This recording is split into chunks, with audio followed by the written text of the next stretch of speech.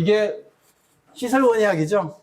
시설원예학 4학년 1학기 과목입니다. 자, 볼게요.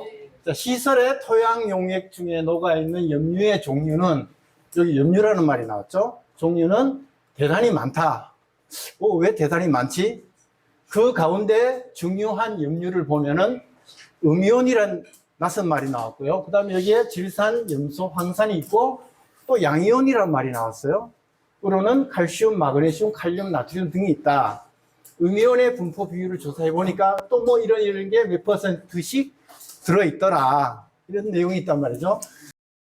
그때는 선배들이 와서 같이 이렇게 뭐 도와준다거나 이런 게 없었어요. 저희가 공부할 때는 오로지 우리 동기들끼리만 공부를 했어요. 그래서 이제 한 분이 나와가지고 미리 공부하신 분이 나와가지고 이걸 이제 설명을 하고 이 부분에 시험에 잘 나오니까 밑줄 쫙 끄세요. 그리고 얘기를 해줬단 말이죠. 어떤 여학우님 한 분이 손을 들었어요. 저기요, 여기 염이란 말이 나오는데 제가 알기로 염이라는 말은 소금인데 종류가 대단히 많다는 게 이게 무슨 말이에요? 라고 묻는 거예요. 여러분들은 대답하실 수 있어요? 저도 같이 공부를 했는데 대단히 많다는 건 저는 아는데 딱 부러지게 뭔가 얘기를 못 하겠어요, 저도. 그래서 밑에 앉아 있는 사람으로서 뭔가 얘기를 하고 싶은데 별로 아는 게 없어가지고.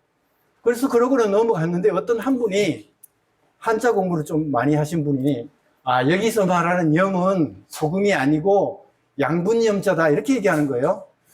그래서 사람들이 그렇구나, 양분이구나. 그러니까 양분의 종류가 대단히 많다. 금방 이해가 돼요. 그래서 그냥 그렇구나 하고 넘어갔어요. 근데 저는 좀 성격이 좀 특별한 사람인지 그게 아닐 텐데 라는 생각을 했어요. 이 농학은 과학 공부인데, 과학 과목인데 어떻게 염료가 양분이란 말로 그냥 다 대체가 될까 싶은 생각이 드는 거예요. 그래서 열심히 인터넷도 뒤져보고 도서관에서 책도 찾아보고 하니까 양분염자라는 염자가 없는 거예요. 그분은 분명히 양분염자라 그랬는데 그런 게 있잖아요. 소금이란 말이, 염자란 말이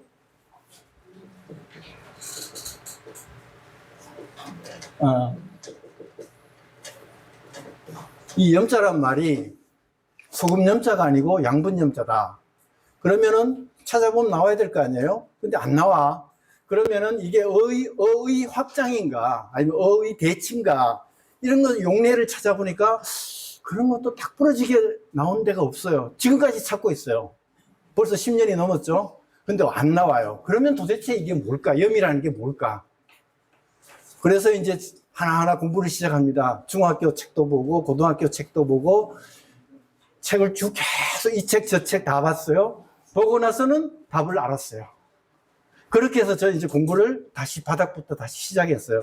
우리 농학책에는 글이 많은 이제 내용이 있는데 우리가 그냥 대충 보면은 그냥 그렇구나 하고 넘어가는데 깊이 있게 보면은 너무나 알찬 내용들이 많이 들어있어요. 근데 우리가 보통 스터디 그룹에서 공부할 때는 그런 깊이 있는 내용들을 다 놓치고 수박 그달기 식으로 넘어갈 경우가 많아요. 그냥 여기 중요하니까 밑줄 치세요 하고 넘어가는 경우가 많다는 거죠.